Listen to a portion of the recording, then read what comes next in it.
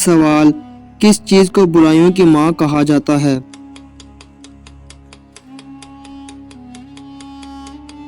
जवाब, शराब को। सवाल, कुरान मजीद का पहला सजदा किस सूरत में आता है? जवाब, सूरतुल आराफ में। सवाल, कौन सी तकलीफ आना अल्लाह के राज़ी होने की निशानी है?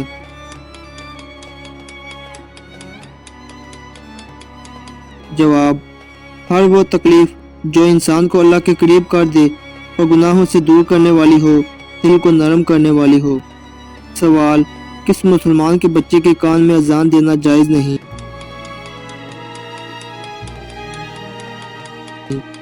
जवाब, मरा हुआ बच्चा। सवाल, कुरान मजीद की किस सूरत में 2 बार बिस्मिल्लाह आया है?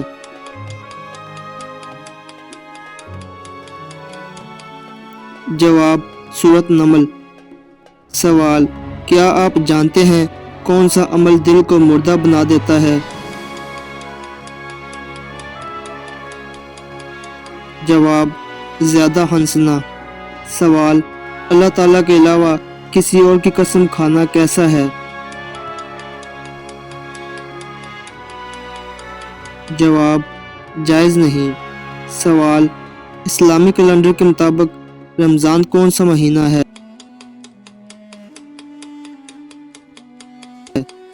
जवाब, 9वां महीना।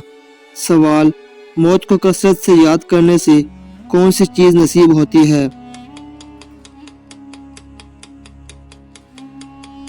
जवाब, सच्ची तौबा। सवाल, सदका में कौन सी चीज़ देने से मुसीबत जल्दी ख़त्म हो जाती है?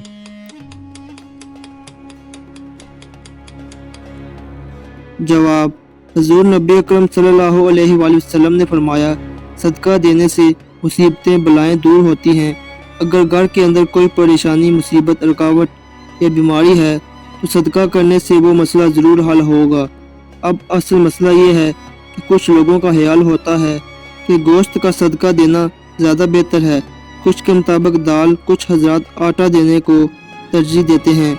अगर इनसे कहा जाए कि कोई भी चीज़ सदक़े की सूरत में दी जा सकती है, लेकिन बाज़ लोग बाज़िद होते हैं कि हमने बस गोश्त ही देना है, अगर हमने गोश्त से सदका न दिया तो हमारा सदका तो होगा ही नहीं, तो बलाएं कैसे टलेंगी?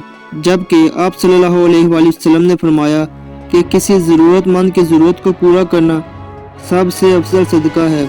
मसलन अगर किसी को दुआओं की ज़रूरत है तो उसे दुआएं खरीद दें, किसी को खाने की ज़रूरत है तो उसे खाना खिला दें, किसी को तन ढांपने के लिए कपड़े चाहिए तो उसे कपड़े खरीद दें।